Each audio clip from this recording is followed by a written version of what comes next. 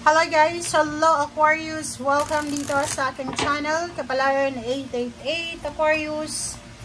Alamin natin kung anong messages, vibration, gabay energy para sa lahat. Ito ay para sa lahat ng Aquarius friends natin na nanonood sa ngayon. Discovery, March 1 hanggang March 15, 2025. Tingnan natin. Aquarius. Okay, contemplation. Okay, Aquarius. Ang nakikita ko sa'yo dito, starting March 1 hanggang 15, meron ditong mga Aquarius na siguro marami na kayong maraming gumugulo sa isip nyo. 'Di ba? Marami kayong iniisip na mga bagay-bagay, financial, emotional, relationship, pamilya, environment, friends, trabaho. So parang nakikita ko sir dito na masyado ka ng pagod. So kailangan mong magpahinga. So dito sa barahang to, sinasabi sa iyo na spend time alone, spend time meditating, reflecting, pray, spend time with your family, with friends, or with someone na pwedeng makatulong sa'yo sa kung ano man to na pinagdadaanan mo. Discovery, sinasabi ng baraha sa'yo na during quiet moments or during quiet times, sinasabi dyan na mayroon kang madidiscover sa sarili mo. Okay? So, kung halimbawa lang na marami kang hinaing sa buhay, marami kang mga issue sa buhay mo, siguro nakatira ka sa city, sobrang ingay ng city, oras na siguro, bigyan mo yung sarili mo ng kahit isang linggo na makapagpahinga, pwedeng makalanghap ng sariwang hangin, magbakasyon sa probinsya, kausapin yung pamilya, kasi minsan, 'di ba, pag malayo yung bawat isa, talagang darating yung misunderstanding. So, kailangan natin na face-to-face tayo para makita natin yung talagang emosyon ng mga taong kausap natin. Alam mo ba, dahil sa chat na yan, maraming nag-aaway-away na pamilya. Mabilis kasi mag-away dyan kasi hindi nakikita mabilis makasakit ng kalooban. Okay, 8 of Cups and 9 of Pentacles. Nakikita ko sa iyo dito na meron sa inyo Aquarius na maybe 2-3 or marami siguro na willing kayo na umalis ng Pilipinas, lumipat ng business, lumipat ng career, ng company. Kasi yung kasalukuyan yung financial ay hindi masyadong stable. So, ibig sabihin, may iba sa inyo dyan na gusto nyong lumipat ng company kasi pagod na kayo sa pagbabudget ng pera nyo. Yung parang trabaho ka ng trabaho pero wala namang naiipon. Diba yung sweldo mo kulang lang sa bills or hindi ka pa nga sumusweldo, pambayad na yun sa utang mo. Parang ganon. So nakikita ko sir dito na willing ka na umalis, magpakalayo-layo, hanapin yung sarili, diba, judgment. So, yun. So, kung makikita mo dito, sinasabi sa'yo dito, Aquarius ang baraha, na kung ano man yan na decision making na gusto mong gawin, lumabas ka sa comfort zone mo talaga kasi doon mo makikita yung talagang energy na para sa'yo.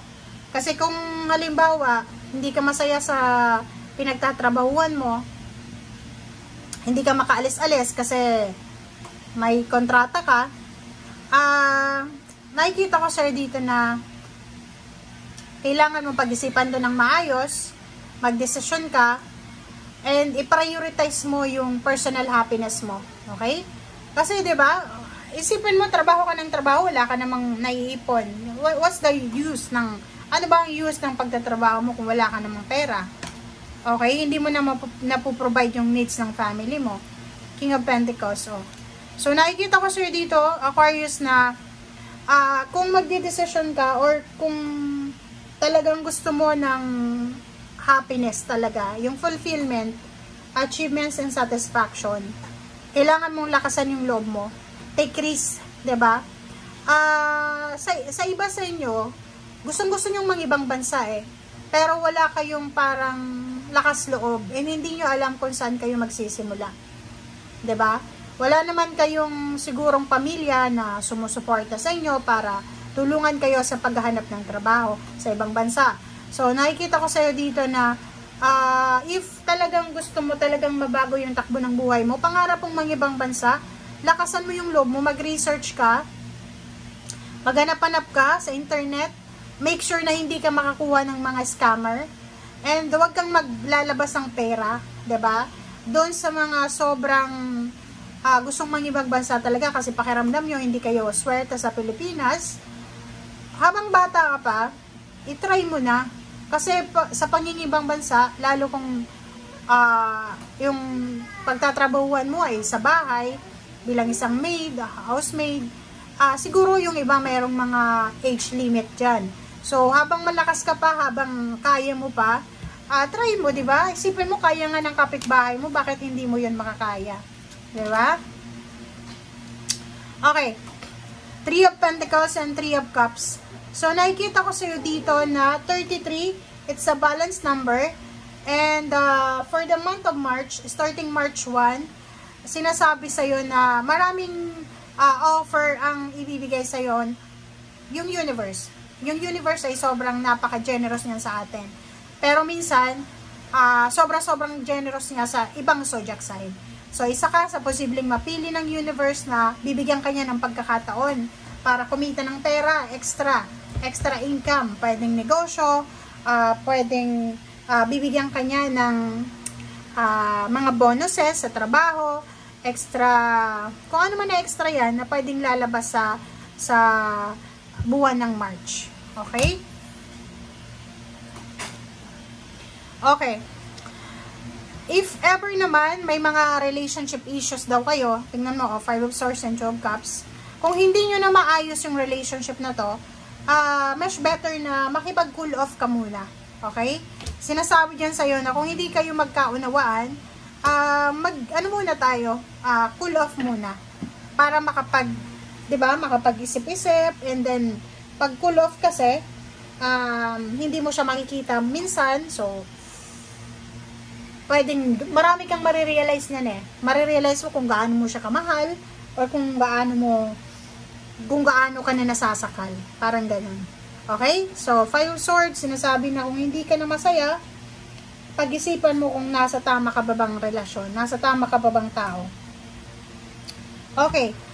Prince of Cups, Seven of Cups, sinasabi ng baraha sa'yo na kung single ka, na Aquarius, since napaka-generous ng universe ngayon, Aquarius, sinasabi na magsha-shower ng blessings, health, ang ating universe sa relationship. So, pwedeng makatagpo ka ng tao na mamahalin mo, or pwedeng makatagpo ka ng individual na magmamahal sa'yo. Okay? So, yan guys ang sinasabi ng baraha. Maraming salamat sa panonood, Aquarius. Bye!